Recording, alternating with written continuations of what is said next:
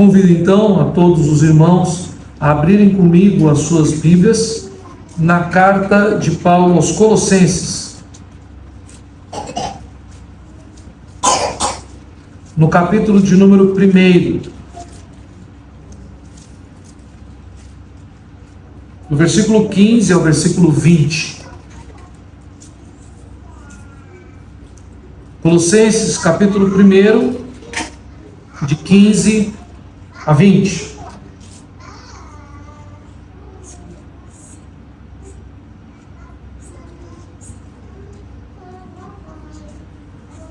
A palavra do Senhor nos diz assim: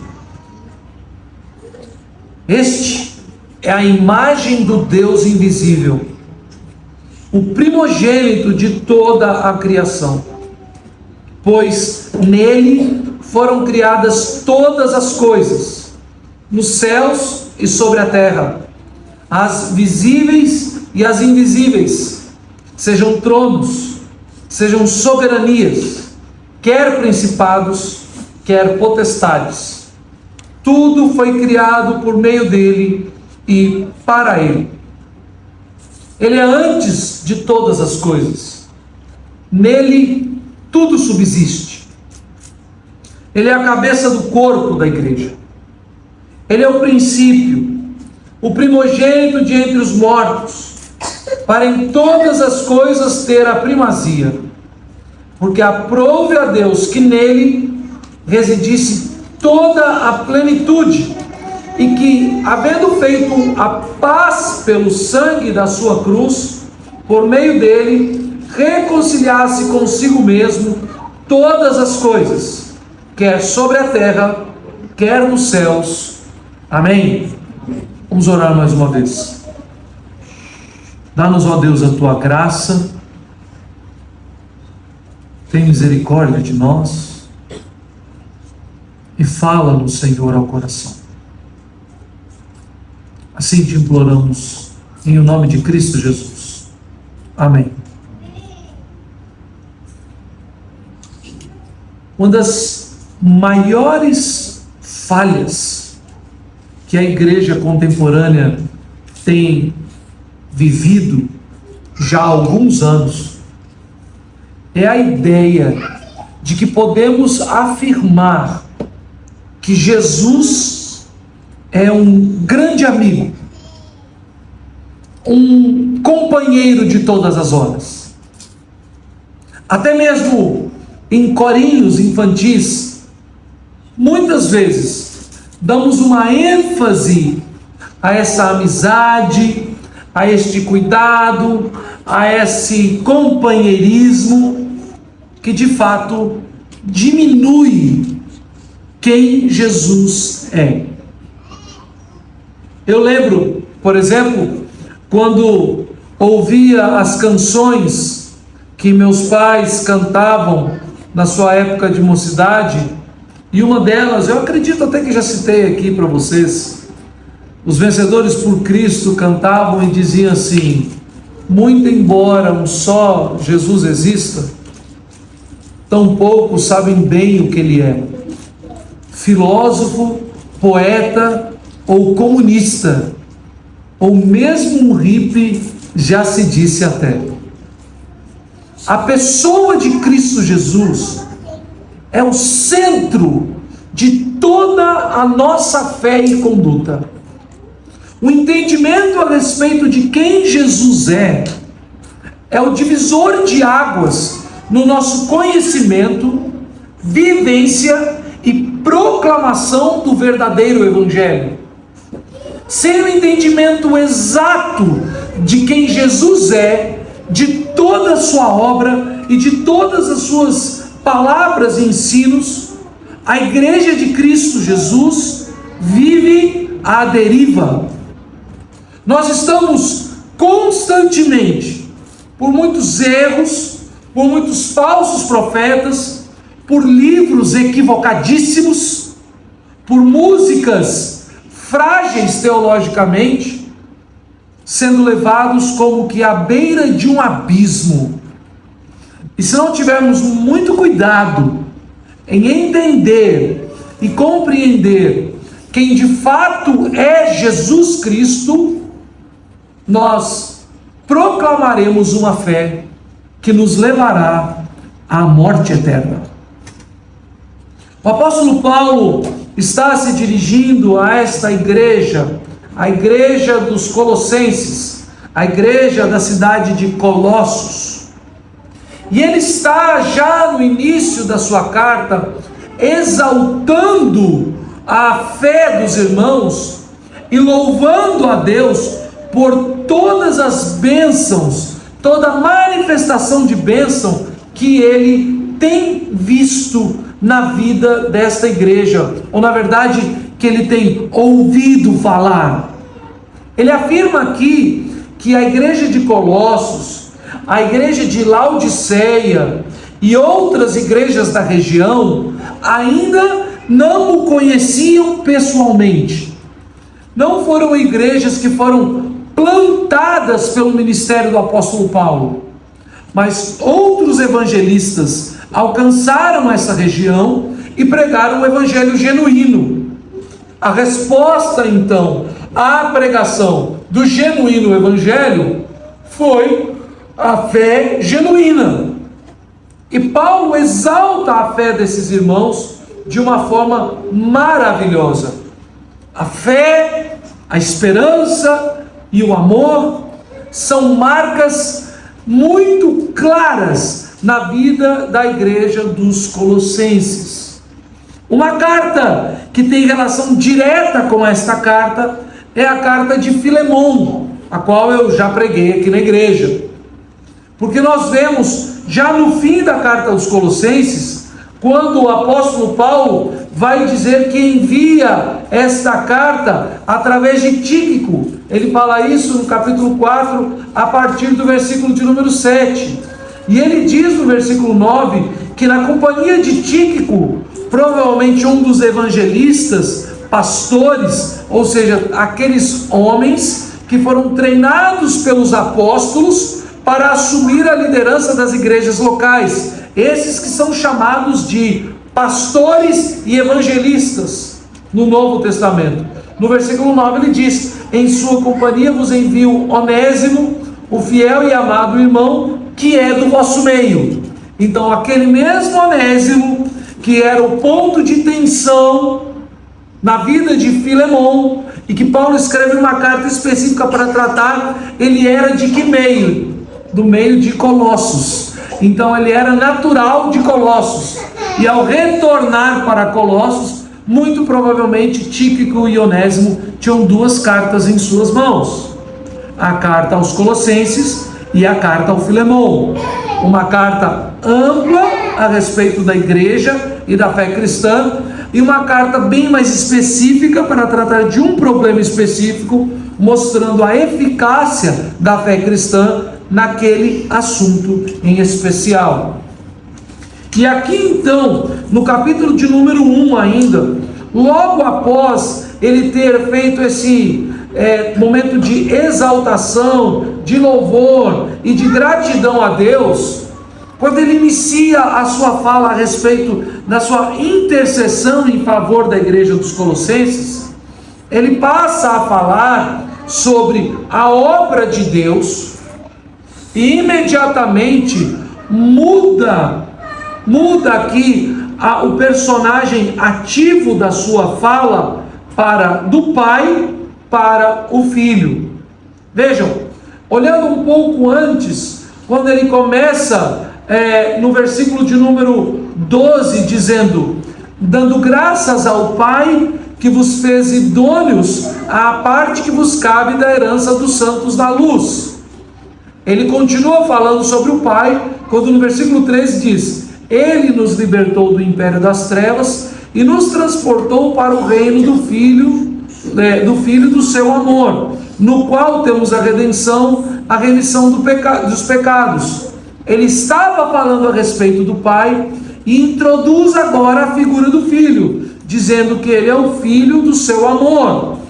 E aí então, quando começamos no versículo de número 15, nós vemos que quando ele diz este é, e ele vai rechear esses 5 versículos com ele, nele, por ele, para Ele, e todas essas expressões que apontam para esse sujeito que está sendo exaltado, nós temos compreensão que ele está falando a respeito da obra de Cristo Jesus.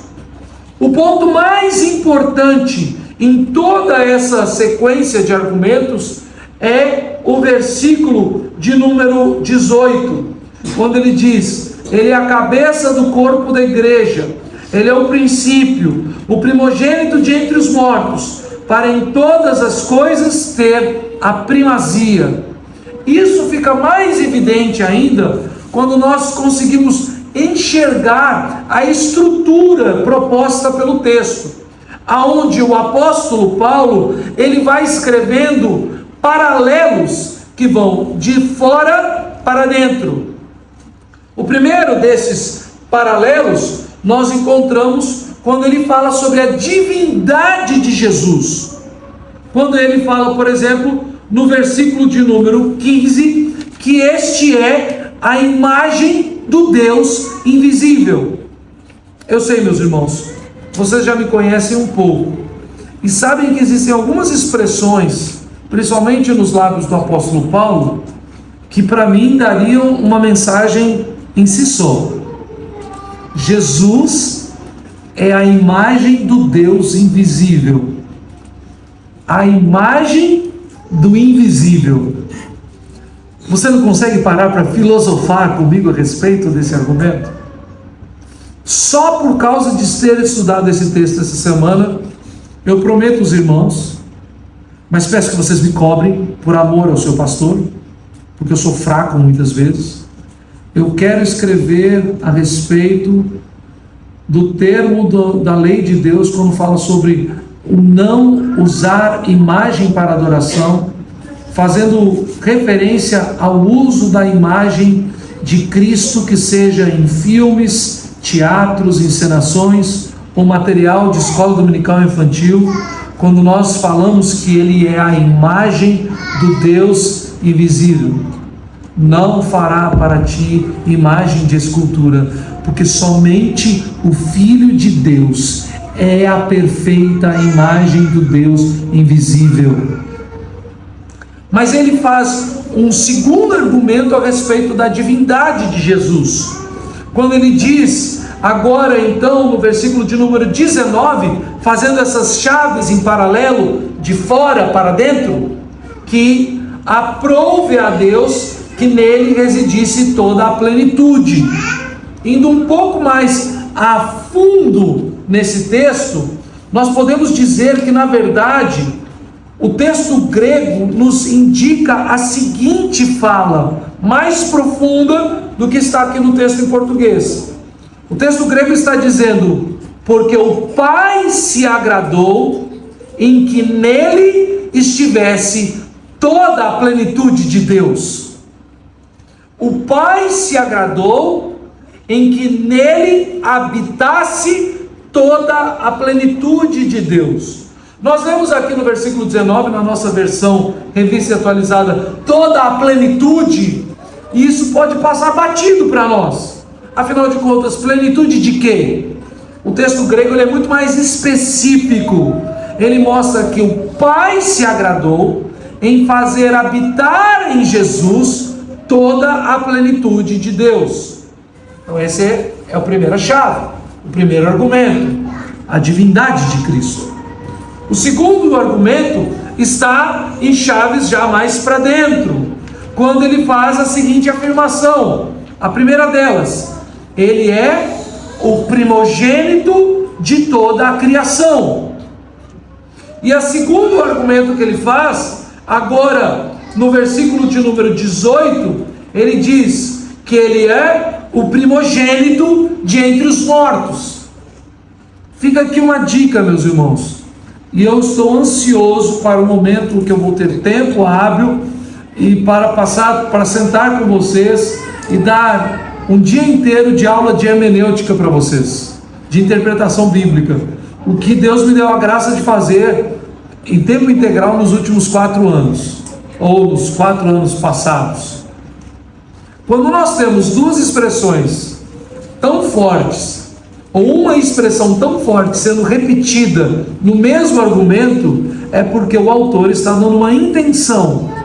E a intenção do autor e o uso distinto dessa expressão, desse argumento tão forte, nos já dá nuances para que possamos encontrar a estrutura do texto.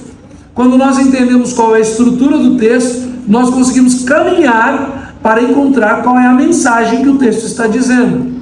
E ele fala duas vezes, primogênito e primogênito. Primeiro, afirmando que ele é o primogênito de toda a criação. E depois afirmando que ele é o primogênito de entre os mortos, ou seja, o primogênito da ressurreição. E por último, no meio de todas as coisas, ele vai mostrar Cristo como cabeça da igreja e ao mesmo tempo Cristo como a essência do universo. E nisso, meus irmãos, mais uma vez, o dia que nós tivermos tempo hábil, eu quero sentar e filosofar e fazer teologia em cima desses dois argumentos. Cristo, cabeça da igreja, Cristo, a essência do universo. Quando ele diz, tudo foi criado por meio dele e para ele, ele é antes de todas as coisas, nele tudo subsiste. Ele é a cabeça do corpo da igreja. E há uma relação profunda neste último argumento. E nós, na graça de Deus, vamos chegar lá. Tendo então dado essa extensa introdução a todos vocês, e tendo mostrado já a estrutura que o texto nos apresenta, eu quero então falar com a igreja nessa noite a respeito de Jesus, ou da preeminência de Jesus sobre a igreja, como Deus, Criador e Redentor. A preeminência de Jesus sobre a igreja, como Deus, Criador e Redentor. E há um alvo que nós queremos alcançar aqui. Ensinar isso para a igreja nessa noite, obviamente tem um objetivo claro, a fim de que nós possamos servir a Jesus na nossa adoração, pregação e na nossa vida, estando definitivamente debaixo da sua real autoridade. Como eu disse, meus irmãos, há um grande problema em muitas igrejas evangélicas e entre muitos evangélicos. A forma como eles lidam com a pessoa de Jesus.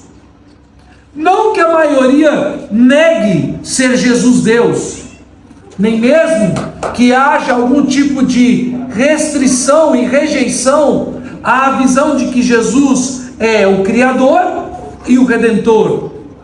Mas como de forma prática os crentes em Cristo aplicam essas verdades às suas vidas.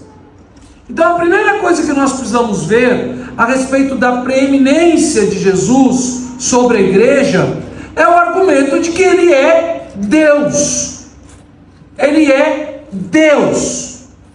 E ao nos relacionarmos com Jesus, e ao nos aproximarmos de Jesus, e ao colocarmos o nome santíssimo de Jesus em nossos lábios, e ao declararmos a nossa fé em Jesus, e ao dedicarmos os nossos cânticos de louvor a Jesus, e ao pregarmos o Evangelho de Jesus, nós devemos saber que estamos tratando com o único e verdadeiro Deus.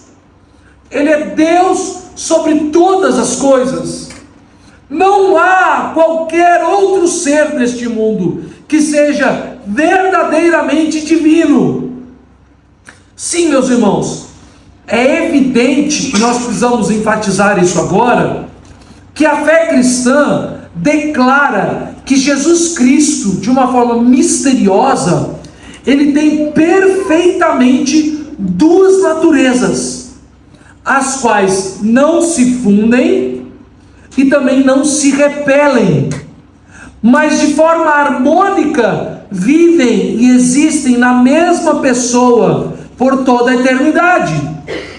No momento em que Jesus se encarnou, ele expressa a vontade de Deus e revela o mistério de Deus, sendo ele vero Deus e vero homem, totalmente Deus. Ele é 100% Deus. Não é nada que Jesus não tenha, que não tenha integralidade da essência divina. Mas ele é vero homem, totalmente homem, 100% homem. E sendo ele homem, ele não é um homem a mais. Ele é um homem que se identifica com todos nós, porque a humanidade de Jesus é como a nossa humanidade, única e exclusivamente distinguindo, pois ele jamais pecou. Ele é um homem perfeito. E essas duas naturezas, elas jamais podem se dividir. Mesmo na cruz do Calvário, foi crucificado e morto, vero homem e vero Deus. Quem morreu na cruz? Cristo, o homem, Deus. Mas aqui o apóstolo Paulo quer declarar à igreja e enfatizar a divindade de Cristo por um propósito que para mim é muito claro. Nos primeiros dias da igreja de Cristo, nos primeiros séculos da igreja cristã, a discussão a respeito da divindade de Cristo era uma constante. Também em outros momentos, como nós estamos estudando em 1 João, a discussão a respeito da humanidade de Cristo. Querer dividir as duas naturezas e exaltar uma natureza diminuindo a outra é uma obra constante de Satanás para tirar de Cristo o que ele é. Aqui então Paulo quer enfatizar a sua divindade, a fim de que todo o seu leitor entenda que Jesus não é mais um profeta. Jesus, na verdade, perguntou isso aos seus discípulos. Isso está lá no Evangelho de Marcos, no capítulo de número 8, quando Jesus vira aos seus discípulos e diz assim: o que dizem que sou? E a resposta dos dias de Jesus, com certeza, continuava sendo a resposta popular nos dias depois da sua ressurreição e ascensão, agora nos dias do ministério do apóstolo Paulo. Uns dizem que é profeta, outros que é João Batista, outros dizem que é Elias. E aí então Jesus vira para os seus discípulos, assim como Paulo agora se dirige à igreja de Colossos. Ele não é um profeta, ele não é um mestre, ele não é a reencarnação de Elias, ou ele não é alguém que dá continuidade ao ministério de João Batista. Ele é o Cristo, o Filho do Deus vivo. Ele é Deus. E todas as vezes que a igreja falar a respeito da soberania, do governo, da preeminência, de ser ele o cabeça da igreja, ela está afirmando que Cristo é Deus, que ele é o Filho de Deus, que ele é eterno, que ele é um com o Pai, que ele é Deus de Deus, ele é acima de todas as coisas, que ele não foi criado, ele é autoexistente, e ele habita em harmonia em seu ser, sendo um só Deus em três pessoas. Este é Jesus. Qualquer coisa que afirmarmos que seja menos do que isso é uma falsa fé, uma falsa religião, e nós devemos rejeitá-la por completo. A preeminência de Cristo sobre a igreja, porque ele é Deus. O versículo de número 19 diz: porque o Pai se agradou em que nele habitasse toda a plenitude divina. Não há nada em Jesus que não exalte a sua divindade. O homem que morreu em nosso lugar é vero Deus. A segunda coisa que nós vemos aqui, a respeito da preeminência de Jesus na igreja, é que nós afirmamos que Jesus é preeminente sobre a igreja, porque ele é o primogênito da criação. Isso é muito importante entendermos aqui. A ideia de primogenitura não é uma ideia que deveria estar distante das nossas mentes. Nós precisamos entender como as Escrituras nos ensinam o que é primogenitura. Primogenitura, no nosso entendimento, é a ideia de um filho mais velho, o meu primogênito. Gabriela é minha primogênita. No contexto bíblico judaico, nós temos a ideia de primogenitura para o filho homem mais velho. Então, aquela expectativa do nascimento de um menino, Mas isso não está diretamente ligado a nascer, ao sair primeiro. Se você prestar bem atenção, desde o livro do Gênesis, a ideia de primogenitura está diretamente ligada a uma dádiva da graça de Deus. Tem a ver muito mais com a bênção do pai sobre o filho do que o nascimento primário.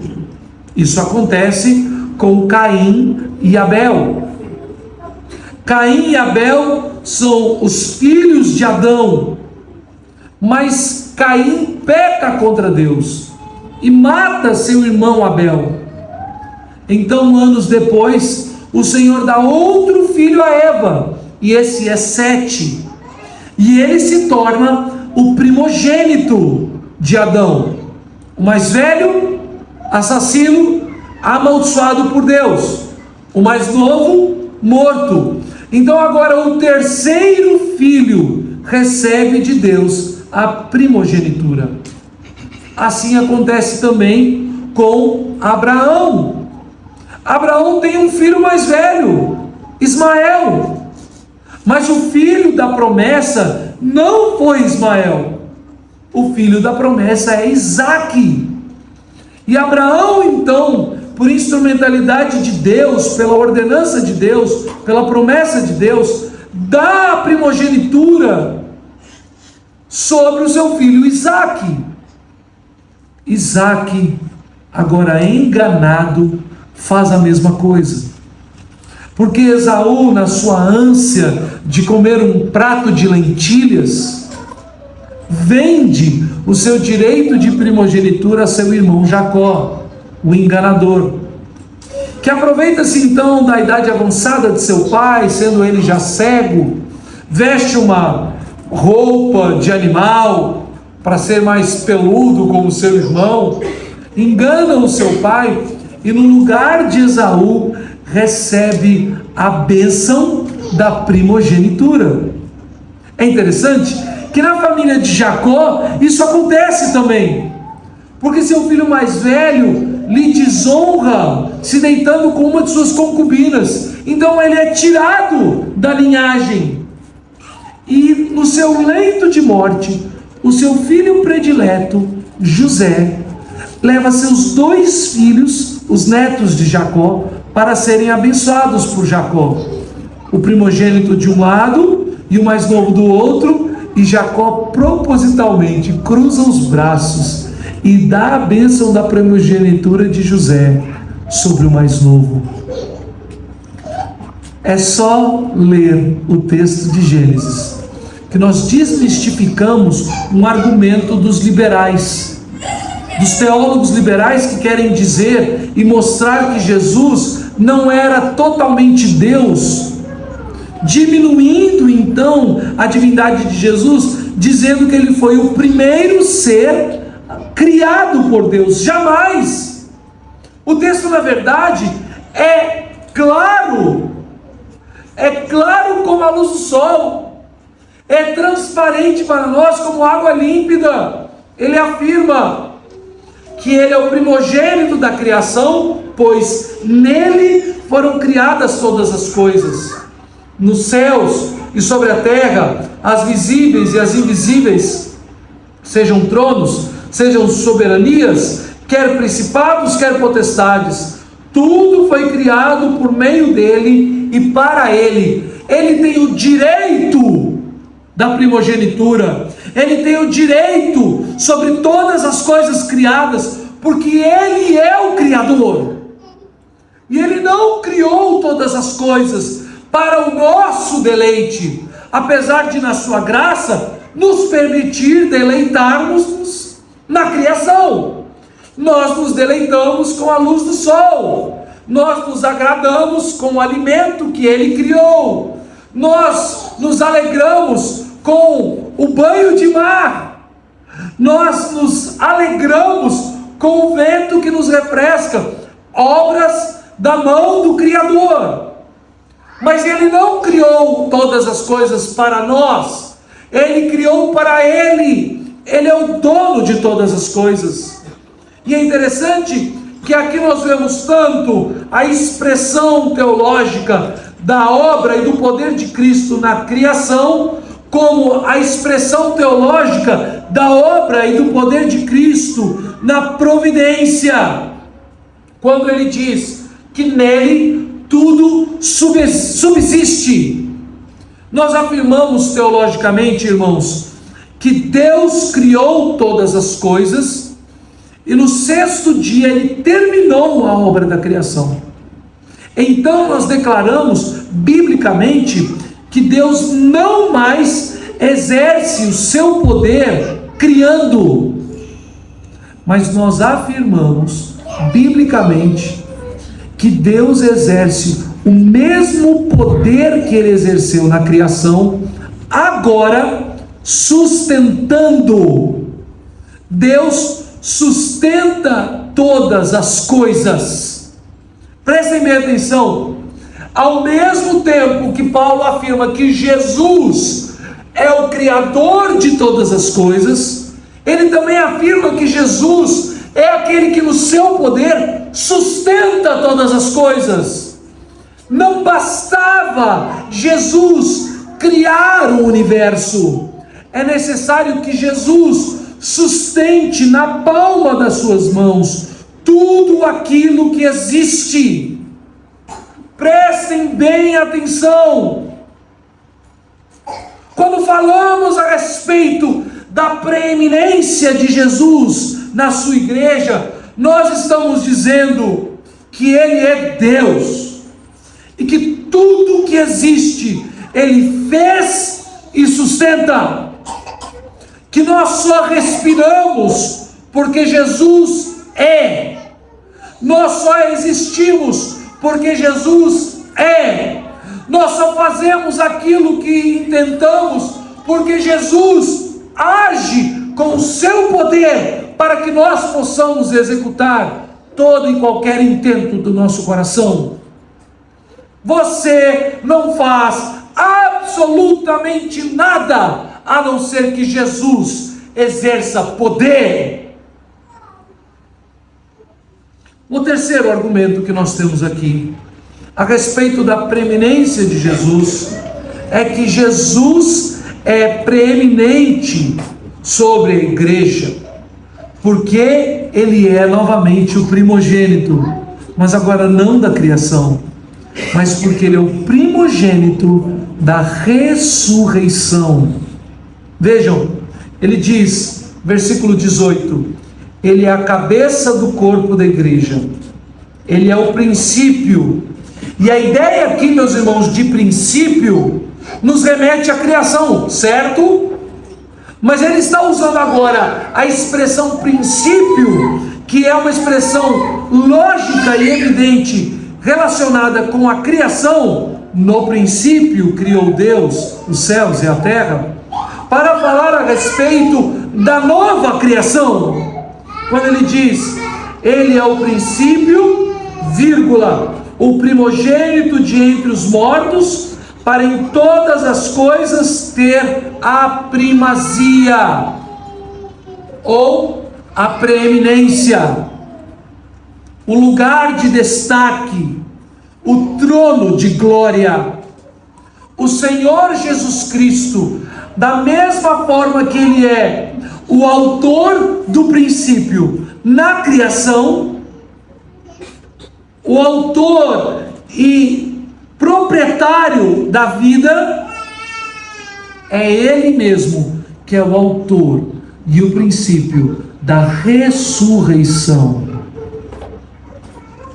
Prestem bem atenção. Todo aquele que declara depender de Deus para viver, precisa afirmar categoricamente que necessita de Deus para reviver. Quando nós falamos do lugar altíssimo em que está o trono de Jesus sobre a sua igreja, nós estamos falando que Ele tem toda a primazia, a preeminência e a autoridade sobre a ressurreição dos mortos. E não porque Ele foi ressuscitado, não, meus irmãos, mas porque Ele ressuscitou. E tendo o Senhor Jesus em poder e glória vencido a morte no poder da sua ressurreição, é o único que pode nos ressuscitar. E Ele já tem feito isso. À medida que tem derramado o seu Espírito no coração de todo aquele que professa o seu nome como Senhor e Rei. O texto da palavra de Deus nos diz que Ele pôs eternidade em nossos corações. Nós precisamos entender então, meus irmãos, que o Senhor Jesus é o primogênito de entre os mortos. E Ele o é exatamente por causa daquilo que o versículo de número 20 nos diz. Porque havendo feito a paz pelo sangue da sua cruz, por meio dele, reconciliasse consigo mesmo todas as coisas, quer sobre a terra, quer nos céus. Reconciliar consigo mesmo todas as coisas, pelo sangue da sua cruz. O Senhor Jesus Cristo é preeminente sobre a igreja, porque Ele é o primogênito da ressurreição, e sendo Ele o primogênito da ressurreição, todas as coisas que Ele criou, agora Ele reconcilia pelo sangue da sua cruz. Nós poderíamos já afirmar a autoridade total e completa de Cristo sobre todas as coisas, porque Ele é o Criador e nele tudo subsiste. Mas havendo o homem pecado contra Deus, desobedecido a sua lei e recebido sobre si a maldição da morte e do pecado, agora Cristo se entrega em favor da humanidade, de todos os eleitos de Deus, espalhados por toda a face da terra, em todas as eras, em todas as gerações, para que aqueles que foram criados por Cristo, que são sustentados pelo poder de Cristo, possam ser reconciliados com Cristo pelo sacrifício de Cristo. Ele é tudo em todos. Não há, meus irmãos, absolutamente nada em nossa existência, em nossa fé, em nossas vidas, que não pertença por todos os meios possíveis a Cristo Jesus. E é isso então que precisamos aplicar em nossas vidas quando falamos a respeito do nome de Jesus, dos louvores a Jesus, da igreja de Jesus, da vida com Jesus, de que todos os nossos bens materiais pertencem a Jesus, de que nossos filhos são de Jesus. Ao olharmos para a sua preeminência, sendo Ele Deus, Criador e Redentor do universo, nós precisamos nos aproximar da presença de Jesus com temor e tremor. Sim, Ele é gracioso. Sim, Ele está de braços abertos para nos receber.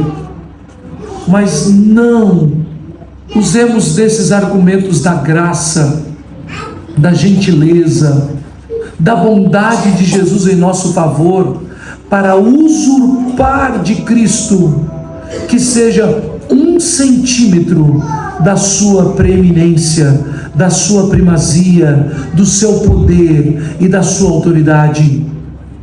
Sabendo que Ele é gracioso, sabendo da sua misericórdia, sabendo do seu amor manifesto por nós na cruz do Calvário, nós humildemente, rosto em terra, nos aproximamos de Jesus. Sim, com alegria, sim, com regozijo, mas evidentemente com todo zelo e reverência. Isso precisa ser aplicado, meus irmãos, ao culto público. Aqui nós falamos de Jesus. Gabriela, você se aquete agora. Giovana também. Quietinhas. Quietinhas. Nós precisamos nos aproximar com alegria do trono de Jesus. Mas a liberdade que Ele nos dá, não nos dá liberdade para fazer um culto antropocêntrico, onde nós extravasamos as emoções e buscamos de todas as maneiras motivos de alegria humana. Jamais devemos ter o nome de Jesus em nossos lábios. Jamais devemos usar da palavra de Deus de forma jocosa. Ontem eu comentei isso com os jovens lá na igreja de Jaguaribe.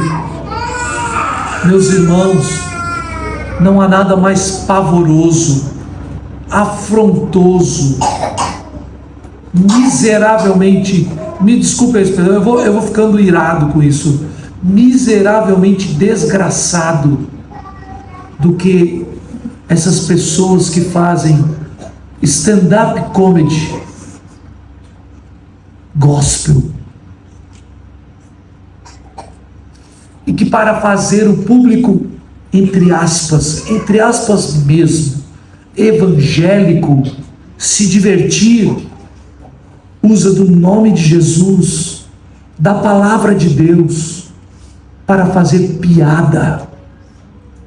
Meus irmãos, nós temos liberdade de fazer piada, nós temos toda a liberdade de nos alegrar. Existem várias coisas da vida que são engraçadas, jocosas, e nós podemos rir juntos, mas jamais o Cristo da glória pode se tornar alvo das nossas piadas. Jamais qualquer texto das Sagradas Escrituras pode se tornar inspirativo para uma anedota, entre aspas, gospel. Tragédia, meus irmãos. Tragédias como as bandas evangélicas que pegam letras trágicas de uma teologia totalmente antropocêntrica de uma falsa teologia, dizendo o que a Bíblia não diz, e recheiam suas músicas com o nome de Jesus. Muita atenção, cuidado com o que ouvimos, principalmente cuidado com o que ouvimos nessas ditas rádios evangélicas. E quando eu escuto uma rádio secular, e alguém vem em alguma música, algum argumento e fala alguma coisa que não convém à minha fé e santidade, eu já sei que é secular.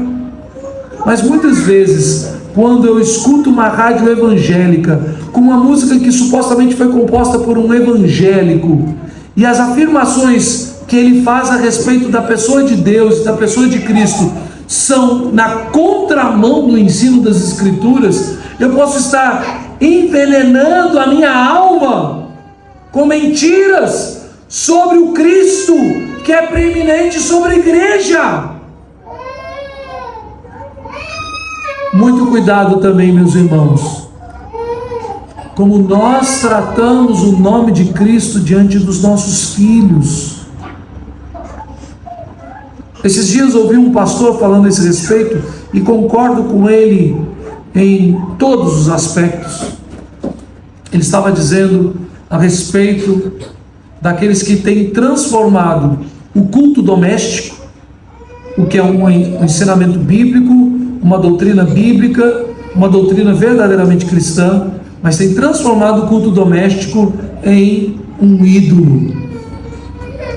Os pais não se preparam de antemão para ensinar o texto bíblico a seus filhos. Não há qualquer atitude de devoção, de contrição e de quebrantamento.